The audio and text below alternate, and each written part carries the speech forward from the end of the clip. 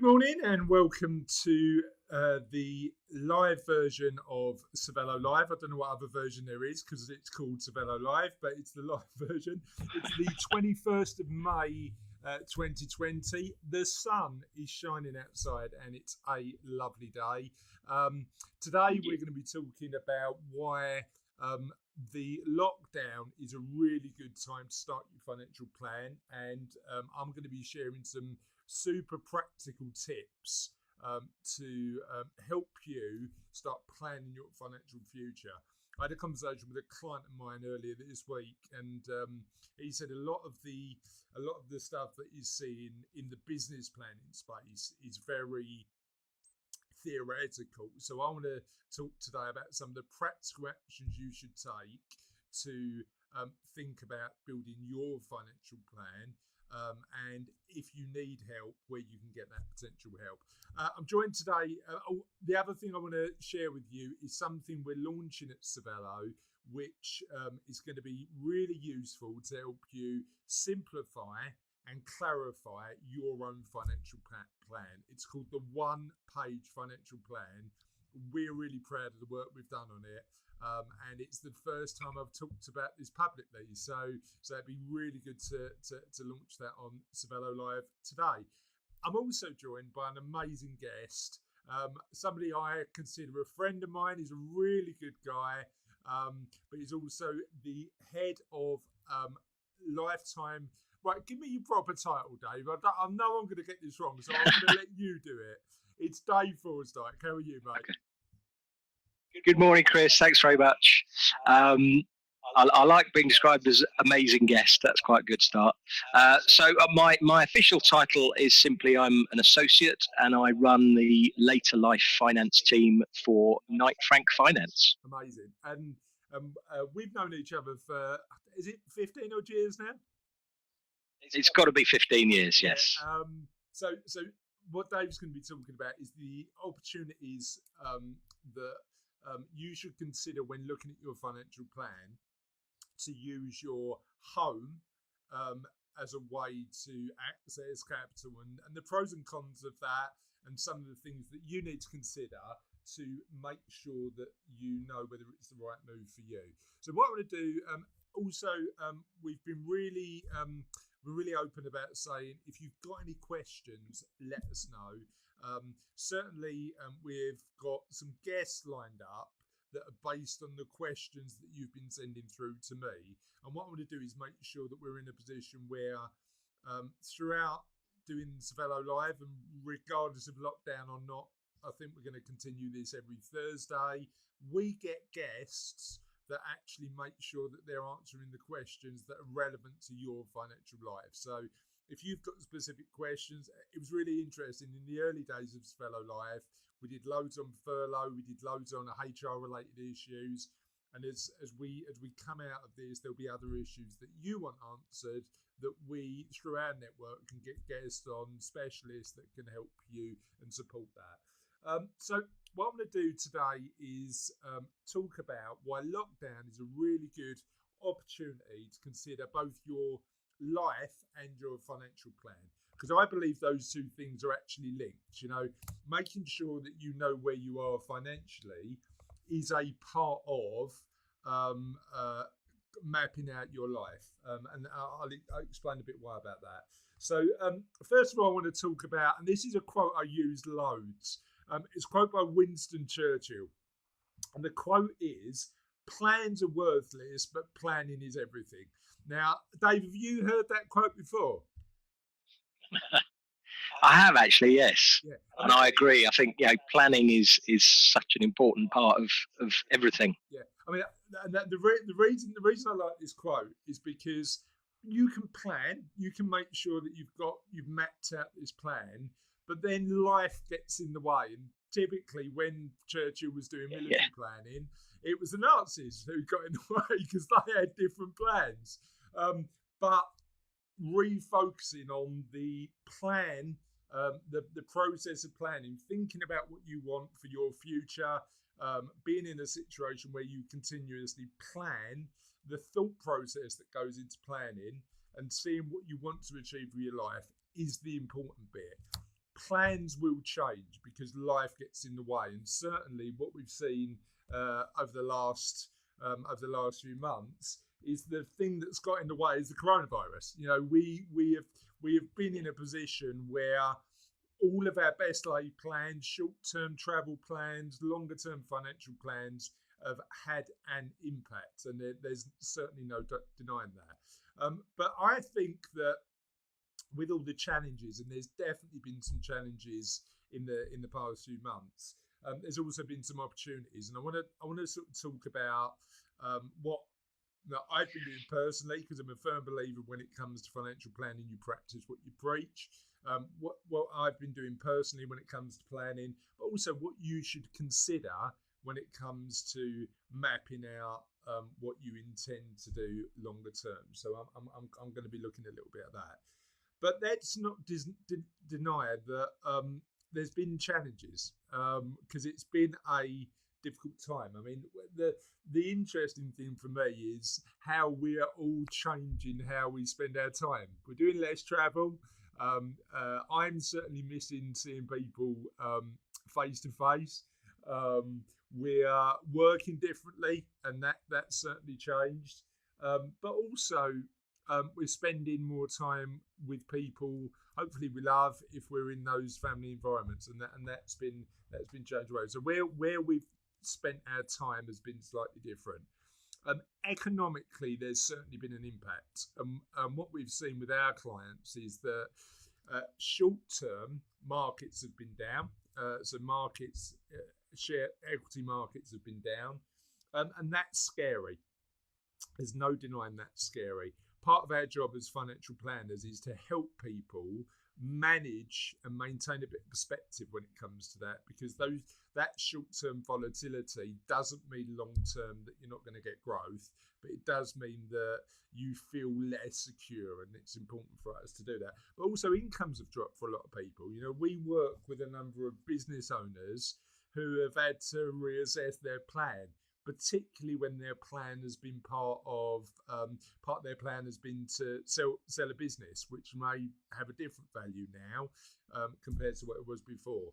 I think the greatest challenge, and the one that as humans we suffer, sort of struggle with the most, is just the unknowns. You know, a lot of what's going to be coming up, we just don't know. And what I'm going to do is be sharing some practical tips about what you can do to counteract those unknowns. So that's where we are. Dave, what's been your greatest challenge in lockdown? Well, I was never a big fan of working from home, if I'm honest. I quite enjoy commuting to an office and making that transition from home life into working life, and having that very distinct barrier between the two. So it took me a couple of weeks to get used to working from home. But to be honest, I'm now quite enjoying it. I've adjusted my workspace. I've got a decent space in the study. I've got my my laptop, and I've got a second monitor here, so I've got screens to hopefully take the pressure off my eyes a little bit, and it's a comfortable environment. And I've also got a nice window out to the garden, so I can at least see the sunshine if I can't be in it.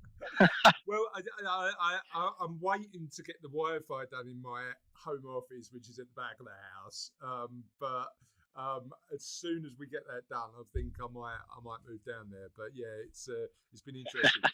But I think the interesting thing for a lot of people, and certainly one of the advantages of what's been going on, one of the opportunities of what's been going on recently, is this extra time that we've got, and this situation we've found ourselves in, has provided us with a bit of perspective. And certainly I'm having conversations with my clients across, and it's been a real broad range. So I've got clients who are saying to me, I realise how important work is to me for as you said, Dave, for the social engagement I get. I've had clients say to me, actually, I'm enjoying the extra time that I'm getting in lockdown, and I want to start planning my life to make sure that I've got a bit more time to spend with my wife and my family and things like that. I've got clients who said to me, I'm really not enjoying the commute. So I love the work and I love staying intellectually engaged, but I want to make some changes in my life. And that's what good quality financial planning is about. It's about taking that step back, looking at your life in conjunction with your money and seeing whether the life you want is affordable based on where you are today. And we're going to be talking about some of the things you can do practically to make sure that's the case. So just one couple of things in terms of dealing with the emotions short term. And one of the things that we did at Cervello in the early weeks of the lockdown is reach out to all of our clients and speak to the majority of them. Because markets were volatile. You know, pensions and investments, particularly if you invested in shares, when had a bit of a tumble. The recovery has started to happen now. Whether that's the permanent recovery, nobody knows, but certainly we've seen that go up and clients have been reassured by that. But remember, when it comes to investments, you only make a loss when you sell an asset. Okay, so effectively, if you were selling a tangible asset like a house, what you wouldn't want to do is sell it when markets are low. And shares is the same concepts. There's no benefit in timing the market because that's really difficult to do. But you've only capitalised that loss when you sell. It's an important difference between making a loss and volatility. Volatility is an asset going up and down in value. Making a loss is you sell it when the value's low. So just wanted to explain that because I thought that might be useful. One of my favourite philosophers, and I like the Greeks more than anybody else, is Epictetus. And he said, he's got an amazing quote, which is, make the best use of what is in your power and take the rest as it happens. And it's weird because like this guy was born 2,300 years ago, and the advice still applies to our lives today. What do you think of the Stoics, Dave? Do you know much about them? I don't. I've never really studied philosophy, but I like that quote you've just given. I think that's absolutely relevant. I think we can all control what's within our sphere of control, but if we can't control things, we've got to just let them happen and try not to worry about them. Yeah, and it's interesting that that these issues have been like these human behaviour issues have been around for thousands of years, right? They're not new. So what I'm going to do is talk a little bit about what you can't control and what you should focus on and what you can control. So you can't control investment markets. You know, you're in a position where as an individual and as professionals, we can't control what markets do. Markets will go up and down. Over the longer term, the trend is always positive, and that's why we invest our clients' life savings in investment markets. But you can't control what happens day to day, so there's no point. There's no control over timing selling and buying of an investment perfectly. It just can't happen. So it's always about maintaining that longer term strategy. You can't control the virus. The virus will do what it's going to do, and it's up to us to react to what happens. And you can't control other people's opinions. Certainly you might have an influence about what people say, but having a direct control of that is different. What can you control? And this is the important thing when it comes to building and developing a financial plan. You can control where you invest, so that's geographically and where you invest in terms of taking the right level of risk for you. One important point of that, and I've talked about this on a previous Cervello Live, but the general rule is widely and wisely. Okay, so invest as widely as possible. Make sure your assets are as well diversified as possible, but make sure the level of risk you're comfortable with. And that's something we do a lot of work with our clients here at Cervello with. you can control the costs of investment. Effectively, you should be making sure that you're paying as little as possible for the funds you invest in. And what we see quite a lot of is people who don't know how much their investments are costing, and actually it's eroding their wealth. So that's important to do. You can control how you react. Not an easy one, that one, because certainly, and I don't want to be glib about this, because certainly trying to control your behaviour and emotions is something that isn't always easy, but should be a focus. And you can control what your plans and aspirations are. And you can also control whether you understand where you are financially. A lot of our clients are in a position where they've not practically looked at where they are financially, so are in this state of limbo where they don't know what the future looks like. So that's what you can directly control. And when we work with the clients at Cervello, that's what we focus on. We focus on the elements that we can directly impact. So the opportunity is perspective. How are you going to use your time in the future to best effect to live the life that you want to live? And I'd suggest that you want to do that in 4 parts. Firstly, where do you want to be with your life? Firstly, where are you financially today? That will give you an opportunity to say where you are, where you want to be, and there'll be a gap. There'll be a gap. And then what action do you need to take to fill that gap? And there's a couple of exercises that we use with clients, and I've used myself. And one of the ones I like is nothing to do with money, because money is one of the things we discuss with clients. But more importantly, we discuss how our clients want to spend their time. And we do a couple of things. And we I don't know if you've ever done this, Dave. It'd be interesting to tell you about it and see whether you've experienced it or not. We call it the ideal exercise. So what does your ideal day look like? What does your ideal week look like? What does your ideal month look like? And what does your ideal year look like? Now, the reason we do that is because it allows us then to focus on how people spend their most valuable asset, which is their time. Dave, have you ever experienced that or thought about financial planning in that way?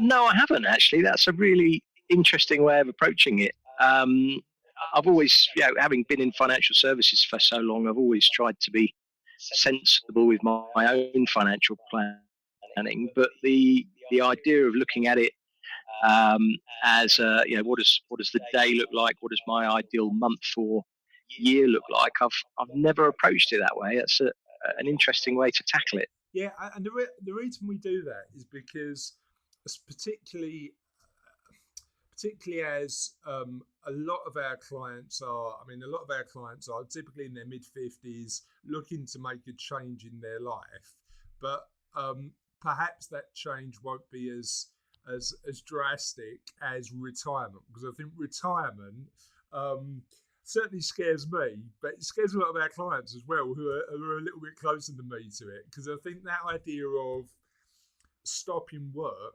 might not be the route that people want to take. It might be a case where their ideal day might mean doing a lot less work, but their ideal year might mean 3 months of consultancy work and then travel for 9 months, so that people stay intellectually stimulated. And focusing on the time instead of the money allows us to build plans like that. What do you think of that?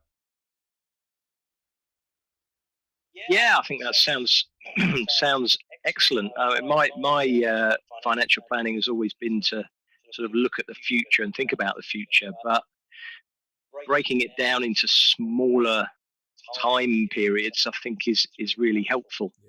Something I always do with my clients is get them to think about the future over the long term, to try and look 10 years, 15 years ahead. But I've never really sort of got them to think about days, weeks, months, and what does the next year look like. So I think that'd be a really interesting exercise. You know what? It's an interesting one because I think as humans, we struggle sometimes looking at what's going to happen in the next 15 years. I mean, 15 years ago, I couldn't ever imagine 42 felt quite old. So it's like that breakdown of smaller chunks normally helps when we have that conversation. But then the other thing we do, and this is practical again, is help people identify what their number is. So what level of wealth do they need to get to achieve financial independence? And there's a really good book called The Number by a guy called Lee Eisenberg, a few years old now, but really good at helping people work out how much wealth they need to never worry about money again. So then you've got the choice of doing what you want with your time. But Dave, you mentioned a point that's really important, because your financial and life plan is likely to be decades long, regardless of what age you are. Certainly, we've been running Cervello now for 12 years, and we've got clients who we know that started with us, but are going to be with us for another 30 years. And I think people underestimate the length of time that they need to plan for. And I don't know if you use this with your clients, Dave. It'd be interesting to see, but we use a tool from the Office of National Statistics, and if you Google how long does my pension need to last, it brings up this calculator. That's directly from the Office of National Statistics. It's free to use. It's a tool that shows you based on your age and your sex how long on average you're going to live for. And if you're 50 today, the odds are that you're going to have another 36 years on average to live. So that means that the planning that you make today is really important because it's going to be for decades and not for the short term. Certainly a lot of clients we use that with are surprised at the amount of length of the next stage of their life is going to be. Do you use that with your clients, Dave? Is that something you look at? Well, yes, we do. We talk to our clients about their life expectancy. Average age of our clients is around 75. So we're dealing with clients who are already in their retirement, already enjoying their retirement. Some of them are still working in some capacity. But yes, we do talk to them about their life expectancy and about what the future looks like. It can, when you first start talking to clients about that, it can be a little bit of an awkward conversation because you're talking to them about the end of their life. But they do, once you take them through that, they do really appreciate that perspective to say, right, what does the next, if you're 75, you've got a good chance of making it to 90. So what does the next 15 years look like? And they, once they get over that initial hurdle, they actually really appreciate the discussion. It's a sensitive one, isn't it? Because it's one of those conversations where and when we talk to our clients about money's a sensitive conversation too, particularly in the UK. So it's one of those conversations which you need to be mindful of how you approach it, but with the best intention that you're trying to support somebody for the next few decades. So it's just putting a perspective on it that's useful, and that depends on the client. In terms of the next step, once you understand where you want to achieve, have a look at where you are financially, and that means normally getting all of your paperwork together and making sure you're in a position where you understand where you are today. And what that allows us to do as financial planners is build something called a cash flow. And we do that for every single one of our clients. The reason we do that is because what it allows us to do is work out whether there's any gaps. Now you can see there, Dave, you won't be able to see this, but you can see on the screen that on that cash flow plan, there's an element of red. That means that based on that individual particular plan, they're going to run out of money at some point in the future. And our job as financial planners is to make sure that there's no red, and it looks more like this. So what action do we need to take in order to get there? The other important thing, once you've done all the planning, is to take practical action. So typically there's a number of actions you can take. Save more, start taking income at a later stage, work out other ways that you can raise capital, and we're going to be talking about that with Dave in a minute, and look at the clear practical actions you can take to do that in partnership with either a financial planner or doing it on your own. Where a financial planner adds value is just as a coach, just as somebody who does this every day, and helps people understand the decisions they're going to make and what they need to do. And certainly we typically, and I'm sure you do as well, Dave, work with financially savvy people who understand the importance of having somebody in play to support them through some of these decisions. Yeah. So that's my tips for today. Get practical about your financial planning and use this extra time you've got at the minute to make sure that you're able to plan for your financial future, particularly if it's changed. Particularly if you've used this time during lockdown to have a fresh perspective.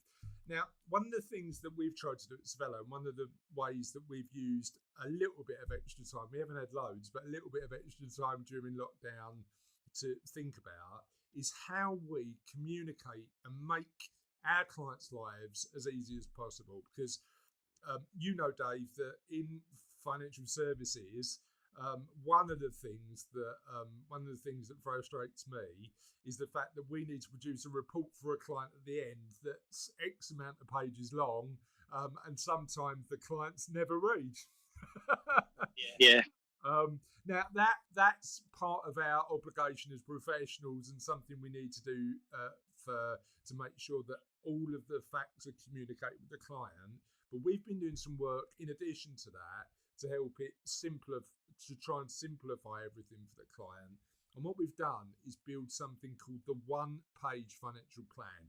I'm launching this today on Cervello Live, and effectively what the one-page financial plan is, and this will come in an A3 laminate when we roll this out to the clients, something that they can put up on their wall or do something with, is all of the information that's important broken down and summarized in literally a big visual document.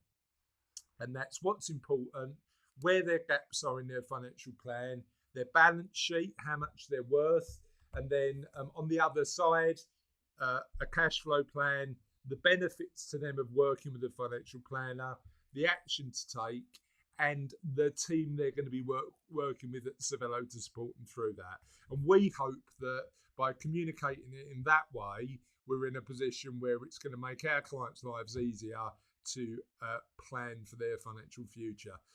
If you've got any questions on that, we're just refining the final version on that. But if you've got any questions on that or any feedback, please do give me a shout. Certainly one of the things that I want to do is try and make it easier for people to get advice and take away some of that fear. And sometimes it's an interesting one, Dave. I had a chat with a solicitor friend of mine a couple of years ago now, and he said to me something really interesting. He said, we think our job is to be technical, and to a certain extent it is important to have that technical knowledge, but also our job is to translate that technical knowledge for our clients so that we make it easy for them. What do you think of that? Yeah. Oh, I couldn't agree more. It's so important in financial services to make the what can be quite complicated, can be quite technical, to turn that into plain English for our clients, to help them understand it, to help them digest it, and to see how things can work in their own lives. Something I do a lot of is spend time explaining things to my clients and doing what I call the educational side of my job. It's probably a big part of my job is the educational side, because especially with the products that I deal with, that I specialise in, there's quite a lot of misunderstanding around them. There's quite a lot of there's been a lot of change over the last 2 or 3 years, which people don't yet fully understand. So yeah, it's so important, and making things plain English is a key skill, I think. Yeah, one I fail at the majority of the time, but I try my best at. But the one-page financial plan is just a real visual way of helping people understand, and we'll carry on refining that as time goes on. So I'll be sending a copy to you, Dave, to see what you think of it. Oh yes, please. But if we've got clients or the professionals we work with watching this, we want to know your thoughts, because it helps us improve what we do for our clients better and potentially help you. Now, I've definitely gone on long enough this morning, so I want to get to helping our clients understand a bit about you, Dave. So before we talk about what you do for the day job, tell us a bit about you personally. Right, where shall I start? I have quite a big family. I have 4 children. I've been married for 25 years. I live in Croydon, so south of London, not far from the motorway, so I can get out and about and see my clients quite easily. In my personal life, I think my biggest hobby is playing the drums, and I'm also quite a keen golfer. Delighted that the golf courses have opened up again, so I hopefully get around in this coming bank holiday weekend. I'm an active member of my church. I enjoy music. That's quite a big part of my life is music, and I try and stay as fit as I can. Yeah, so you've got a lot going on. I mean, I suppose in lockdown, having those interests is important, right? Because it's allowed you to stay connected with the communities that are important to you. Yes, my interests, especially on the music side, have kept me in touch with lots of friends, lots of musicians. I play the drums for 4 different bands these days, so we've been doing a bit of home recording, which is quite fun. Amazing. And we had a conversation just before we got into the work stuff. We had a conversation earlier on about skipping, right? So I just want to cover that off now. I have recently bought a skipping rope, and I've realised that at the age of 42, skipping is really hard. Have you been doing, like, when you've been training with the family, have you found some exercises particularly challenging? Well, wait till you get to the age of 50, Chris. It gets even harder. I tell you. I found my skipping ropes a few days ago, but I haven't been brave enough to try and use them yet. The exercises I find really difficult, because I do have a slight problem with my back these days. But the one I find really difficult is where you've got to get up and down off the floor. Yeah. So like a box, what do they call it? A box squat or a burpee. Those I find really hard. You know what? Burpees are meant to be the best exercise all round, but they are tough. You know, I include burpees, but they're the ones where you go, can I just sort of not do them? Yeah. Okay, so tell me a little bit about your the work you do with Knight Frank Finance in particular, and how you support your clients. So I run the later life finance team for Knight Frank Finance. We're a small team of specialists, experts, primarily in the equity release field, but we do also deal with other products that might be relevant for older homeowners. It's an area that I've specialised in for the last 15 or so years. I'm recognised in the equity release industry as an expert in this field, and I do quite a bit of work for the Equity Release Council as well. most of our clients, as I said earlier, average age tends to be around 75. And they're looking to the wealth tied up in their property to help them in a whole range of different ways.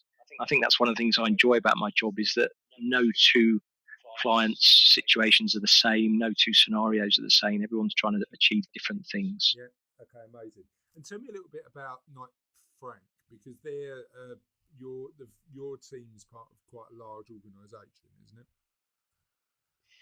Yeah, Knight Frank is absolutely huge globally. I think it's something like 19,000 staff globally within the Knight Frank family. Knight Frank are basically connected into anything to do with property. So most people will recognise the Knight Frank estate agency arm. Obviously, I work for Knight Frank Finance, which delivers the financial services. We don't deal with things like pensions, investments, that side of it. It's purely all about property finance. But there's some really interesting parts of Knight Frank. For example, we have a mapping team. So if you're lucky enough to own a big plot of land, these guys can come along and create a map for you. Oh, amazing! So why would you want that? Why would that be relevant? Well, the mapping team. Well, yeah, it's one of the quirky parts of the Knight Frank family. But if you're an owner of a large estate of land, you might want to determine where your borders are. You might want to map out where all your hills and valleys lie. If you're a big industrial investor, you might want to map out what your commercial properties look like and how it all connects together. So yeah, there's lots of interesting and practical applications for the mapping team. But your specialism, and I love the fact that that's a niche that I'd never heard of before. So thanks for the education. But your specialism is on lifetime mortgages and equity release, and certainly it's been a market that over the past few years, as people have got assets tied up in their home that they actually want to use, has grown. But what is equity release? I want to go back to basics first. What is equity release? What is a lifetime mortgage? And is there a difference between the two? Okay, well, equity release is a phrase that's used to describe two products. And one of those two products is a lifetime mortgage. So just to create the distinction between the two, a lifetime mortgage is a type of equity release. The other type is known as a home reversion plan. Let's go right back to the basics and talk about what it really is. Equity is the wealth that you've got tied up in your property. So if you think about the value of your home, if you take away any mortgage or other debts that are secured against it, what's left is your equity. So equity release is those products that allow you to access that wealth, that equity tied up in your property. And it describes these products that are only available if you're above the age of 55. Yeah. And equity, so equity release is the umbrella term. And you mentioned that there's lifetime mortgage is one of the specific things that you can do to release equity. What's the other? The other type of equity release is called a home reversion plan. Lifetime mortgages, though, are the most popular. Probably 99% of equity release is done under a lifetime mortgage. Home reversion plans work in a slightly different way, where you actually give up ownership of your property in exchange for a lifetime tenancy and a lump sum of money. Okay. It works for some people, but for the majority, a lifetime mortgage is a better solution. So why? I know you said that your clients use a lifetime mortgage for a range of different reasons, but why should somebody consider a lifetime mortgage? Well, it's the applications of a lifetime mortgage are really quite broad, but let's think about what's driving the growth in lifetime mortgages at the moment. We've got a generation of people who have enjoyed fantastic growth in the value of their property. We've had it's got to be coming up for about 30 odd years now of quite strong growth in property values. But during those same 30 years, we've seen a big shift in the way that pensions are provided. We've seen a big shift in the way that people approach their working lives, and therefore the amount that they might put aside for their retirement. So there are a number of people that are reaching retirement or moving into retirement who are asset rich, because they've built up some wealth in their properties, but they might be a bit cash poor. So they might be a bit disappointed in their pension funds and their savings and their other investments. So equity release can help those people make better use of the wealth that's tied up in their property. Yeah. At the other end of the scale, and this is really relevant for you actually in your fantastic one-page financial plan. I think that's such a great idea. But we're beginning to see financial planning include the property as an asset. More and more people are bringing that into the equation. Say, right, how can we make the most of all of our wealth, including our property? And so that's opening up the equity release aspect for lots of different applications. It might be using the property to top up income, or it might be part of an elaborate inheritance tax planning scheme, and this is a particularly relevant one at the moment because of the lockdown. It might be that people are using the equity in their property to help other members of their family, to help their grandchildren or their children who might need a little bit of a financial boost, who might need a bit of deposit money to purchase a property of their own. Yeah. And I suppose the interesting thing is so there's a range of reasons you might want to use it, and it's interesting when we typically do a financial plan, we don't typically rely on the value of somebody's main home because of the liquidity of that. You know, if you want to release all of the money in it, you'd sell it, wouldn't you? And you'd still need somewhere to live. But a lifetime mortgage allows people to now access that and remain in their home, right? Yes, and actually, I've got an interesting example to share with you, Chris. You'll like this. I've got a client at the moment who's in his 80s, and he retired quite some time ago, but he has found that his pension funds have not really kept up with inflation. But he lives in a really nice house, and he's basically come to me to say, right, how can I use my house to top up my income now that my income is starting to look a bit weak? And what you can do with a lifetime mortgage in that sort of situation is you can create a drawdown facility. So you don't have to borrow a huge amount of money. You can use your house to draw down small amounts on a regular basis, maybe once a month or even once a year, and you can use that money to top up your income. Yeah. Okay, talk to me a little bit about the advantages and disadvantages of looking at a lifetime mortgage, because it's important to consider the pros and cons when you're making such an important financial decision. Help me understand about both. Yeah.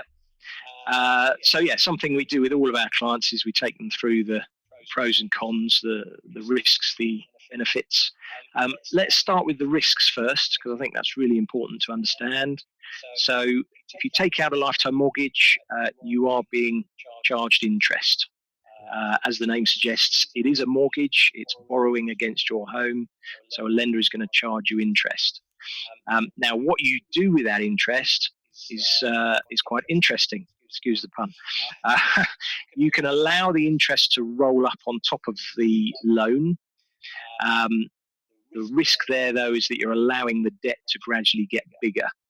And with interest rates where they are today, if you took out a lump sum under a lifetime mortgage, it's going to double in size in about 20 years. So there's a downside there that you've got a debt that's getting bigger.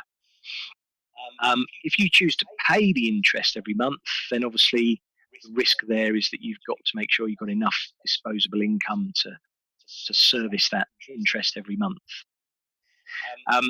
If by raising that mortgage, that lifetime mortgage, you are potentially reducing the amount of equity left in your property that you might then leave to your children, your beneficiaries in the future. So there's another downside. Turning to the benefits, though, for a moment, the benefits are that, as you said earlier, you are turning what would normally be seen as a very illiquid asset into a liquid asset. You're able to turn something that would otherwise be inaccessible into funds that you can use for pretty much any legal purpose. So this is where it becomes a really useful financial planning tool. Yeah. I mean, I suppose the interesting thing with that, Dave, is part. I suppose part of the challenge as a financial planning professional I've got with equity release is if we and it goes back to that conversation we were having earlier about actually financial planning being typically decades long. If somebody started at 55, they might have that debt potentially for a 40-year period if they live long enough. So do you need to be careful about when you actually start to draw down? I suppose the later the better. Absolutely right, Chris. Yes, I said earlier the average age of our client is 75. We deal with quite a few people that are in their 80s. If people are looking at equity release while they're in their 60s, then we try really hard to put them off, if I'm honest, to try and find a different way and put them off and make sure they delay that decision for as long as they can. Because yes, there is a chance you could have that debt for a long time. But a lot depends on their own circumstances. Sometimes it can be the right thing to do when they're in their 60s. Yeah. So you've talked about some of the disadvantages and why this needs to be a carefully considered decision. Let's talk about some of the advantages.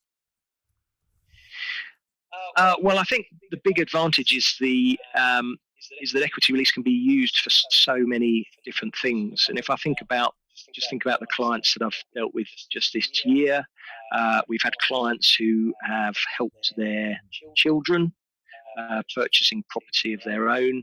We've had clients that have used equity release as part of their inheritance tax planning. If they're fortunate enough to have assets, have wealth above the inheritance tax nil rate band, then they're creating debt to try and reduce that liability. We've dealt with clients who've used equity release to top up their income, provide them with a much better quality of life. We've had clients that have used equity release to make home improvements. In fact, that's a very common use for equity release because people quite like to stay in the same property when they retire. They might want to make some improvements, perhaps a new kitchen, improve the bathroom, change the layout of the interior so that it's more suitable for them over the long term. And I'd imagine I'd imagine there's an element of, particularly for clients in their 80s, wanting to make changes that suit their lifestyle at that point in time, right? Yes, absolutely. One of the questions I always ask my clients if they live in a house is I always ask them, what happens if your health deteriorates and you can't get up the stairs? Yeah. And it does really make them think about, what would they do in that situation? Yeah. Because if they're determined to stay in the same property, then they've got to make allowances for that. Yeah, it's time to get the stair lift organised. Talk to me. I mean, I know you've been. I mean, it's really interesting because when we first met, I remember meeting you in I think it was just by Tower Hill Station. It was Mark Lane that the offices were at the time. And us having a conversation and me walking away going, there's nobody else in this field at the minute talking about equity release, because at the time it was relatively niche. Now that's changed over the years as demographics have changed and people are wanting to get access to the money in their properties. Help me understand what key things you've seen changed over the years. And I know you've been on both sides, so you've been on the side of helping people, but also on making sure that people get the right advice. So on both sides, help me understand what's changed. Okay, well, let's talk about the regulation to start with. Lifetime mortgages became regulated in 2004. As you might remember, I was working for the Financial Conduct Authority from 2009. I was part of the team responsible for the mortgage market review, and that brought about quite a significant increase in the responsibilities, really, that advisors have to customers when looking at lifetime mortgages. So there's some really key things that advisors must do and are responsible for taking their customers through. More recently, on the regulation side, the Equity Release Council, they did a complete overhaul of their standards at the beginning of this year. So from January 2020, we have a new set of Equity Release Council standards. Those of us that are members of the council, which is most people in the industry, adhere to those rules, and they're designed to protect consumers. Turning to the product side, what I've been really pleasantly surprised about over the last 3 years is just the increase in choice and flexibility that products now bring, coupled with the reduction in the cost. These products have become much, much cheaper than ever before, but also far more flexible. So customers have lots more choice as to whether they take a lump sum, whether they take an income, whether they have a reserve facility, whether they pay the interest, whether they let the interest roll up. So much more choice and flexibility. Okay. And talk to me about some of the practicalities. What's the cost of an equity release mortgage? How long does the application process take? What do you need to do? Is it a survey? Talk to me about the mechanics of it. Okay. Well, you can't buy equity release products directly from a provider. You have to come through a properly qualified advisor. That's one of the protections that our regulators put in place. So if you're thinking about this, you probably want to talk to an advisor and find out as much information as possible. I think I probably spend about 80% of my time just educating clients, letting them know what they need to know. Once you've gone through that process and the advisor can make a recommendation to you, you can then take your time, digest that information, and make a decision on whether you want to go ahead. If you do want to go ahead, the advisor will help you through the application process. You'll need to engage a solicitor because there's an legal side of it as well. As with any mortgage, it's what they call conveyancing. And the application will lead to probably, although at the moment there's a bit of an issue with the lockdown, but it'll probably lead to a surveyor needing to come around and value your property. Some lenders at the moment are doing it on a desktop basis, so nobody needs to come round. And once they've got that value and they've underwritten the case, they will give you a mortgage offer. Once you've got the mortgage offer, it's up to the solicitor then to get through the legal process and complete the mortgage for you. Amazing. So it normally takes around about 2 months as on average to process the whole thing. And are there any initial, I know you've got the interest and that can depend on the product, but are there any initial cost of advice, things like that? How is that paid for? Yeah, most lenders at the moment are offering free valuations. So in most cases, you don't need to worry about paying for that valuation survey. Lenders may charge what they call an arrangement fee, but your advisor will make you aware of what that is and take that into account in terms of costing everything out for you. Advisors do charge a fee for their advice, and that can vary from one advisor to the next.